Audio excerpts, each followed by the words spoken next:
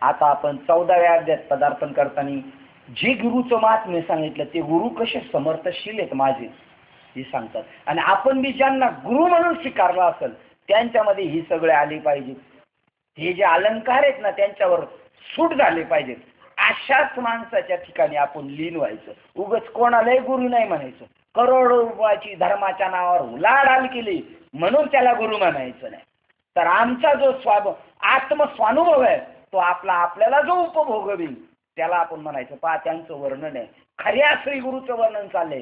जगामध्ये सगळे खोटे नाटेच नटलेले त्यांनी काय केलेलं आहे, त्यांचा काय केलेला आहे, पेहराव केलेला आहे, पण वास्तव ते नाही. बघा खऱ्या गुरुचं वर्णन चाललेलं आहे. आता पहा, हे श्री गुरु तुम्ही सकल देवात श्रेष्ठ असून आनंद उदय करणारे आहेत. कशाचा उदय करणारे?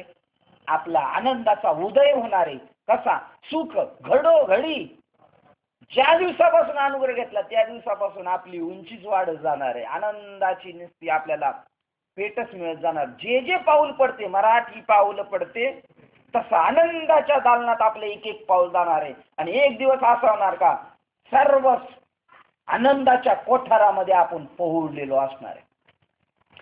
तुम्ही आनंद उदय करणारे व आत्मविषयक बुद्धिरूप प्राप्त काळाचा उदय करणारे सूर्य आहात. काय सांगितलेले? तुम्ही आनंदाचा उदय करणारे. आणि सूर्याची उपमा देऊन सांगितलं बुद्धिरूप प्राप्त काळाचा बुद्धी सूर्योदय करणारे तुम्ही. कसला?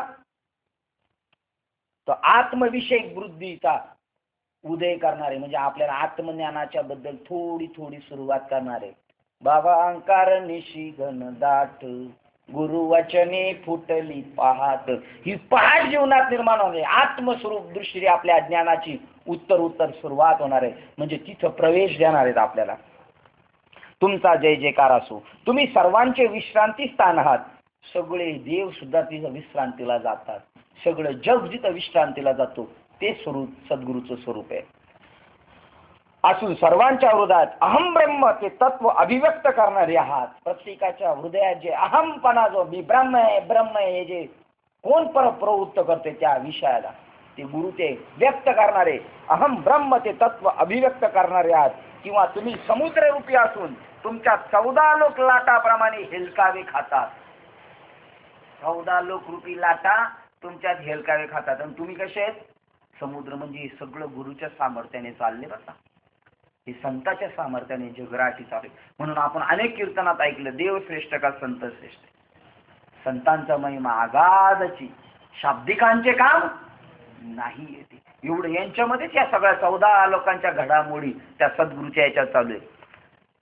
तुमचा जय जयकार असो. तुम्ही दीन दयाळू बंधू आहात.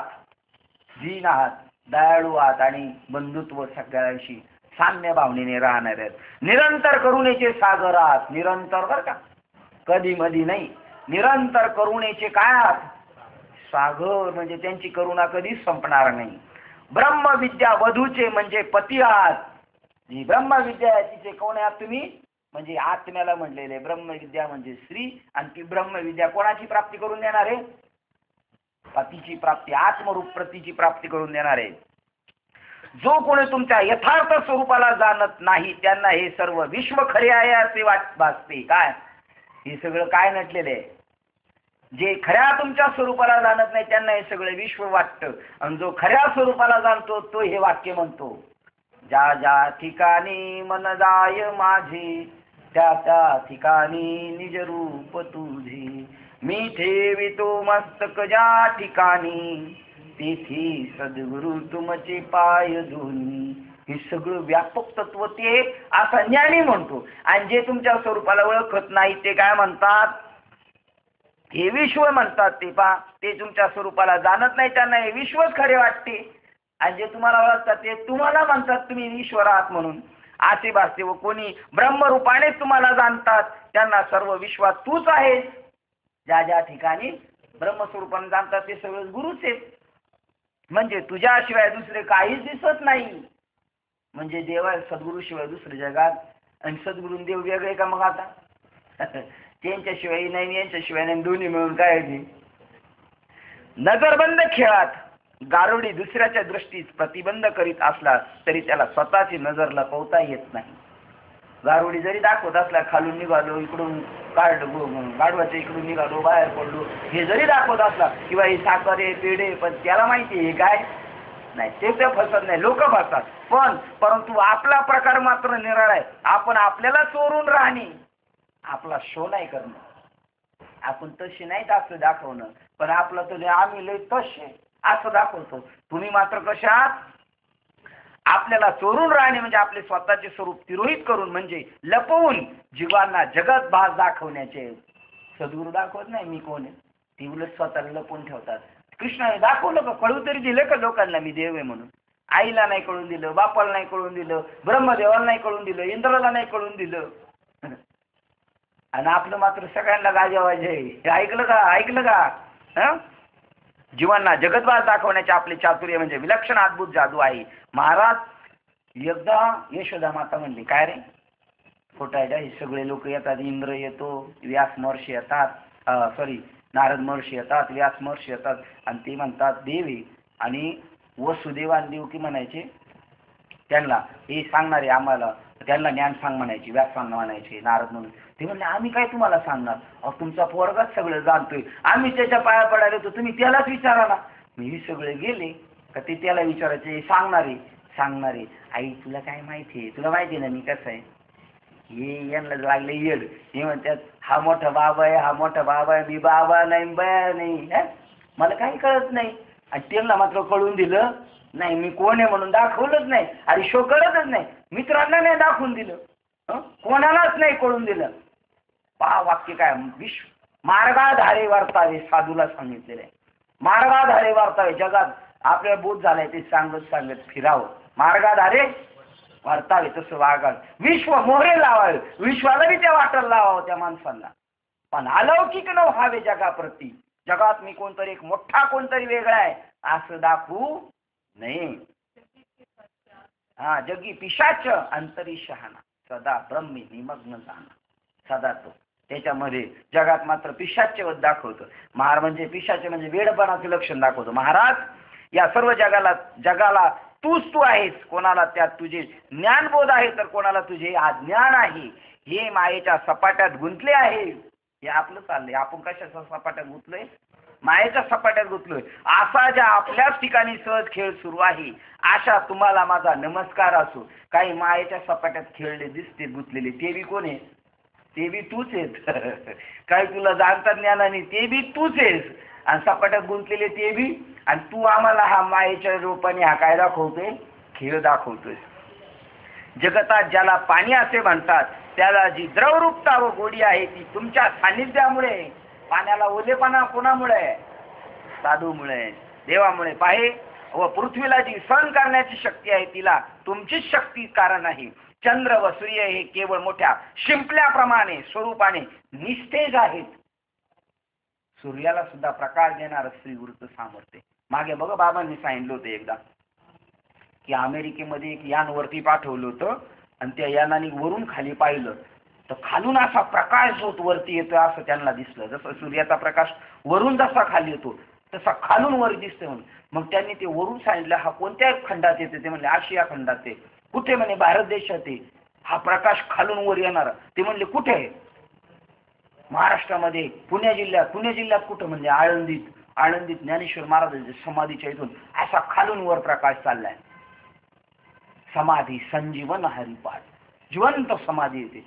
त्यावेळेला सरकारला त्यांनी म्हणले आम्हाला इथं काय करायचंय, अभ्यास करायचा, आम्हाला त्याचं उत्खनन करून पाहायचं. लोक म्हणतात ना जिवंत समाधी आम्हाला बघायचं आहेत का माऊली तशी तिथं, आम्हाला उत्खनन करायचंय. सरकारकडून परवानगी मागण्यात आली होती, घेण्यातही आली होती मला वाटतं.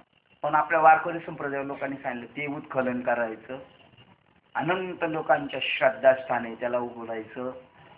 विपर्यास जर त्यांनी यांना जर तसं दाखवलं नाही, माऊलींनी ठरवलं या अमेरिकेच्या लोकांना हे दाखवायचं नाही असं म्हणलं, तर अनेक लोकांचं काय होईल, श्रद्धा नाही खोलून देऊ. एवढी साधूची पावर आहे, खालून वर पावर चालू आहे. हे वाक्य इथं यथार्थ जुळते ना माऊलीचं. 700 वर्षापूर्वी सांगितलं, आणि आता एवढं त्यांचा हे लागलेलं आहे, शोध याच्यात चालले. माऊली म्हणतात यांचं सामर्थ्य सूर्य आणि चंद्र हे केवळ मोठ्या शिंपल्याप्रमाणे स्वरूपाने निस्तेज आहे. त्या चंद्राला आणि सूर्याला जी तेजता आहे ती गुरूंची. परंतु त्याचा तिन्ही लोकांवर उजेड पडतो. तो तुमच्या तेजाच्या शक्तीच्या सान्निध्याचा प्रभाव आहे. तिन्ही लोकात यांचा जरी प्रभाव उजेड पडतोय तर कोणाच्या ताकदीचा आहे? गुरूंच्या हातात. चहूकडे फिरणारा वायू हाही तुमच्या शक्तीमुळे फिरत असतो. वायू जर फिरतोय कोणाच्या ताकदीने फिरतोय? हा ताबा घेतलेला आहे त्यांनी. वाऱ्याचा आवाज आला बघ, खरंय म्हणते, खरंय. कुठूनही आवाज आला आपल्याला काय असतो. आकाश जरी मोठे दिसते तरी त्याचा समावेश तुमच्यातच होऊन ते लपंडावाप्रमाणे तुमच्यात कुठेतरी एका कोपऱ्यात लपते. कोण?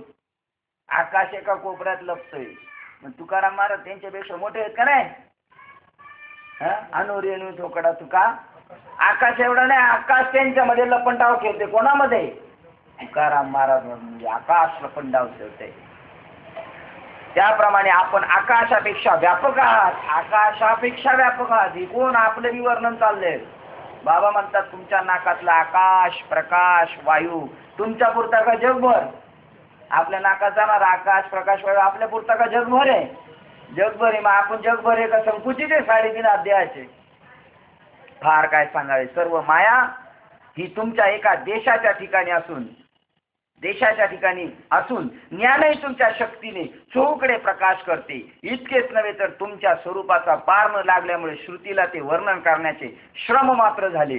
वेद ईश्वर स्वरूप वर्णन करण्यात चतुर खरा, परंतु जोपर्यंत तुमच्या शुद्ध ब्रह्मस्वरूपाचे दर्शन झाले नाही तोपर्यंतच तो बोलू शकला. मग वेदही शुद्ध स्वरूपाचे वर्णन करू लागला तेव्हा त्यालाही आमच्या पंक्तीला बसून मूग गिळून मूग खावे लागले, मूग बसावं लागलं. ज्ञानेश्वर महाराजांचा तोही तुमचं वर्णन करू शकत नाही. वेद वर्णन करत नाही, तोही आमच्या पंक्तीला येऊन बसला ज्ञानेश्वर महाराजांचा. म्हणजे मौन धारण करून दोघांचही स्वस्थ बसावे लागले. सर्व जलमय झाल्यावर त्यात एक थेंबाची खिसगंती तर नसते, परंतु मोठी नदी तरी ओळखता येईल का? तर नाही. सगळं जग जलमय झालं. आमच्या गावची नदी कुठे गेली काय माहिती, आणि आमच्या गावची नदी इथे होती असं दाखवता येईल? सगळं जलमय झालं. तसं सगळंच विश्व तुम्ही व्यापलेलं आहे.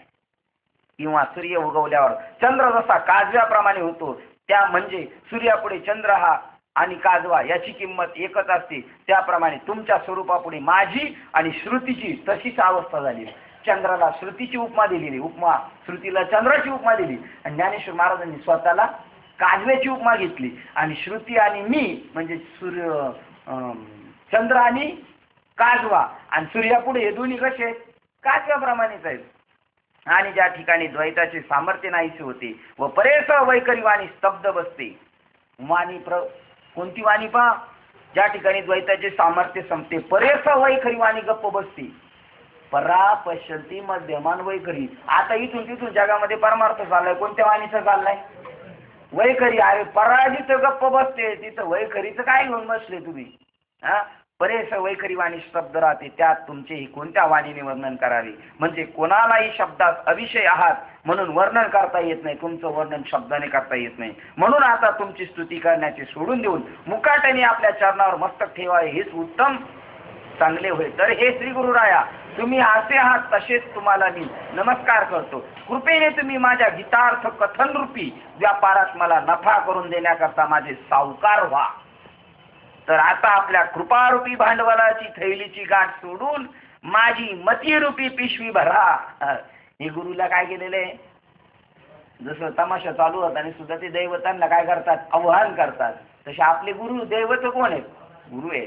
तुम्ही कृपारूपी भांडवल खोला, तुमची तिजोरी खोला आणि बटव्यातले पैसे काढायला सुरुवात करा. आता माझी मतीरूपी पिशवी भरा. आणि आपण थोर आहात तेव्हा मला ज्ञानपदाची, ज्ञानपूर्ण कवित्वाची व ज्ञानरूपतेची जोड करून द्या. मग मी या व्यापारावरच्या योगाने सावरेन व संतांच्या कानात सुंदर अशी सुविचाररूपी कर्णभूषणे तयार करून ती घालील. कर्णभूषणे म्हणजे काय? अलंकार घालील, है की नाही? सुविचार प्रचूर व्याख्यानाने संतांना श्रवण सुख देईल. महाराज गीतार्थ रूपी ठेवा बाहेर काढण्याविषयी माझ्या मनात जी इच्छा उत्पन्न झाली आहे ती सफल करण्याकरता मी समर्थ व्हावे, म्हणून तुम्ही आपले स्नेहरूप अंजन माझ्या बुद्धिरूपी डोळ्यात घाला. मी समर्थ होण्यासाठी माझ्या बुद्धिरूपी डोळ्यात तुमचं स्नेहरूपी अंजन घाला, ज्यामुळे माझ्या बुद्धिरूप डोळ्यांना एकाच वेळी शब्दमय सृष्टी पाहता येईल, म्हणजे आकलन होईल. अशा तऱ्हेच्या आपल्या करुणारूप निर्मळ सूर्यबिंबाने प्रकाशार्थ उदयास यावी. माझी बुद्धिरूप वेली पुष्कळ वाढून तिला काव्यरूप चांगली फळे देण्याकरता, वेलींना प्रफुल्लित करण्याकरता कृपा करण्यामध्ये श्रेष्ठ असा जो वसंत ऋतू तो हे श्री गुरु आपण व्हा. आपल्या कृपादृष्टीचा इतका औदार्याने वर्षाव करा की त्याने माझ्या बुद्धिरूप गंगेस अर्थरूप सिद्धांतरूपी महापूर यावा.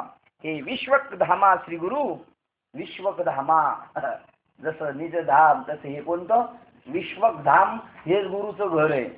आपला प्रसन्नात्मक प्रसाद चंद्रमा मला स्फूर्तीची पौर्णिमा करो. माझ्या बुद्धीत पूर्ण प्रसन्नता रूपी चंद्रोदयाने पौर्णिमा उदयास येईल. आपल्या कृपेने मला पूर्ण स्फूर्ती येऊ. ती पौर्णिमा मी अवलोकन केली. आपला कृपा प्रसाद झाला म्हणजे माझ्या बुद्धिरूपी समुद्राला भरते येईल आणि शांत अद्भुताधिक नवरसे स्फूर्ती सांडू लागतील. असे ज्ञानदेवाचे भाषण ऐकून श्री गुरु निवृत्तीनाथ महाराज संतोष पाहून म्हणाले की ज्ञानदेवा, तू विनंती व स्तुती करण्याच्या निमित्ताने द्वैत व्यर्थ वाढवतोय असे दिसते. गुरुचं वर्णन केलं तर गुरुला राग येतो. तू द्वैत वाढवायला लागलायस, आता माझी स्तुती करता करता द्वैत वाढू नको. त्याचा लय राग आहे गुरुला.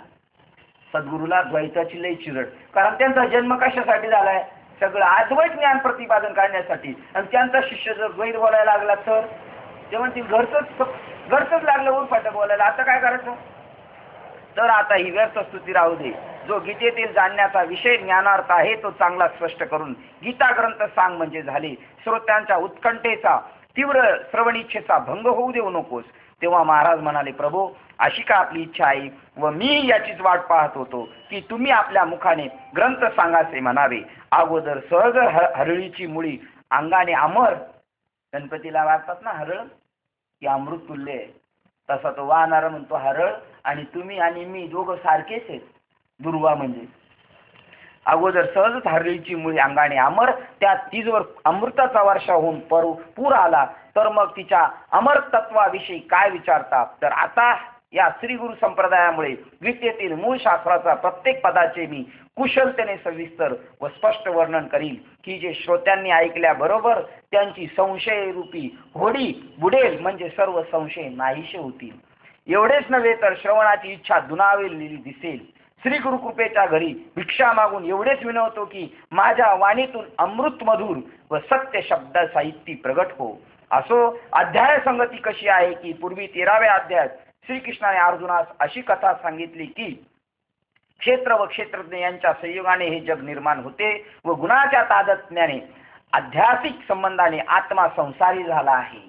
आत्मा गुणामुळे संसारिक झाला आहे आणि हाच माया उपाधीशी तादात्म्य पावल्यामुळे त्यास सुख आणि दुःख भोगावे लागते. कोणाला? आत्म्याला.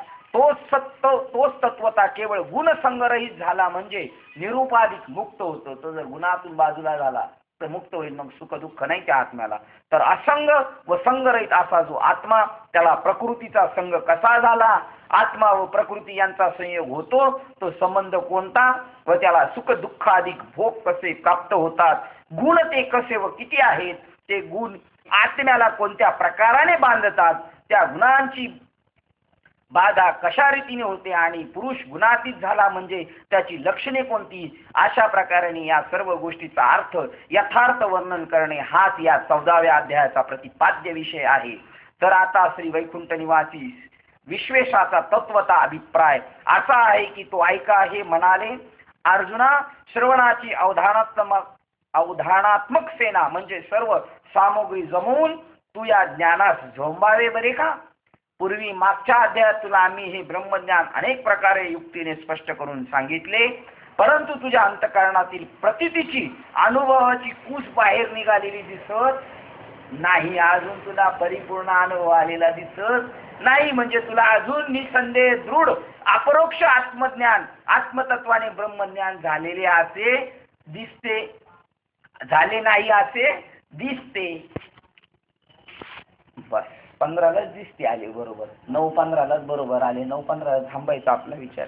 काय सांगितलं, अजून तुला पूर्ण ज्ञान झालेलं वाटत, कारण अनुभवाची कूस काय अजून वाढलेली दिसत नाही. त्यामुळं मला असं वाटतं अजून तुला काही शिल्लक आहे त्या गोष्टी सांगतो. आता उद्यापासून पहिल्या श्लोकाला सांगणारे फक्त पहिल्या श्लोकाची एक ओळ सांगतो. देवाला परब्रह्म ज्ञान का म्हणतात पहा. अर्जुना, श्रुतीने पर म्हणून ज्या ब्रह्मज्ञानाचा महिमा वारंवार प्रसिद्ध वर्णन केला आहे ते ब्रह्मज्ञान तुला आम्ही पुन्हा सांगतो. सहज विचार करून पाहिल्यास ज्ञान म्हणजे चितघन परब्रह्म हे जीवाचे आपले स्वरूप असून अविद्येमुळे परके झाले. कारण संसार व स्वर्ग हेच आपल्या स्वरूपाचे आवडते, म्हणून ब्रह्मास पर म्हणणे भाग पडले. परब्रह्म ब्रह्म पर नाही. पर म्हणजे दुसरं, ब्रह्म दुसरं नाही. ब्रह्म आपलं स्वरूप आहे. पण अज्ञानामुळे आपल्याला वाटलं ब्रह्म वेगळे आणि आपण वेगळे, आणि आपल्या स्वरूपाला आपण पाहण्यापेक्षा स्वर्ग आणि संसारात मला गोडी लागली मनाला, आणि हे आपलं असून परक झालं आणि परक आपलं झालं, म्हणून त्याला नाव काय पडलं? परब्रह्म. नाही तर परब्रह्म नाही, फक्त ब्रह्मच आहे जगामध्ये. म्हणून म्हणले ब्रह्म दिसे उघडे. असं नाही म्हणले जगामध्ये परब्रह्म दिसे उघडे. आपलं स्वरूप आपल्याला ज्यावेळेला दुसरं वाटतं त्यावेळेला त्याचं नाव काय होतं? परब्रह्म. आपणच ब्रह्म आहे, पण आपल्याला वाटतं ब्रह्म काहीतरी वेगळे, आणि म्हणून त्याचं नाव काय पडलं? परब्रह्म. हे डोक्यात घेऊन जायचं. परब्रह्म निष्कामतो हा गवळी या घरी. तुम्ही पण गवळी, तुम्ही बी गवळी याच्या घरात जन्माला आले ना. पहा बरं, काकांनी चांगलं प्रमाण पटकवलं. काकांनी चांगलं सांगितलं. परब्रह्म हा निष्काम. जे ब्रह्म दुसऱ्याचं स्वरूप वाटतं ते कसं आहे? निष्काम आहे. आणि ते कोणाच्या घरी? कोण गवळी? काका गवळी नाही. आपण सगळे कोण आहोत? गोनाम इंद्रिय आणि त्याचं पालन करणारा जो आत्मा, ते आपण सगळे गवळी आहेत. आणि गवळी तो निष्काम आपल्याकडे आहे, आणि आपणच आपल्याला दुसरा समजलंय, म्हणून त्याचं नाव काय झालं? म्हणून त्याही त्याही अभंगात काय झालं? परब्रह्म म्हणावं लागलं. गवळ्यांना वाटायचं कृष्ण वेगळाच आहे, कृष्ण वेगळा आणि आपण, आणि त्याच्यासाठी म्हणावं लागलेले. असो, विस्तार जास्त बहुप्रगटे आत्मबोधाचा. असो झालेली सेवा हृदयस्थ सद्गुरु सच्चिदानंद श्रीपाद बाबा रामदास बाबा अधिष्ठान परमात्मा श्री गणरायाच्या चरणावर तुम्हा सर्वज्ञांच्या चरणावर सेवा समर्पित करून सेवेला पूर्ण विराम देऊया. पुंडलिक गौरदेव हर विठ्ठल श्री ज्ञानदेव